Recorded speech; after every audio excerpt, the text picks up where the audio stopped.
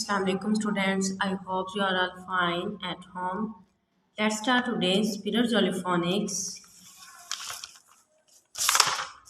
Previous lecture में हमने set 1 के 3 वर्ड्स जो थे वो लर्न किए थे. आज हम उससे नेक्स्ट 3 वर्ड्स लर्न करते हैं.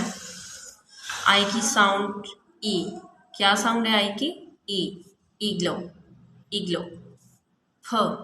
पी की साउंड फ. Parrot, parrot. N.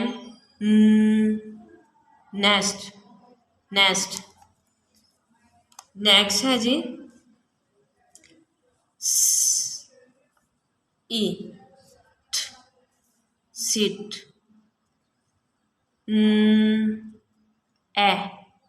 F, nap, nap. E, f, sip, f, fat. ठीक है बच्चों, आप लोगों ने अच्छे से लर्न करना है इसको. Thank you so much. अल्लाह हाफिज़.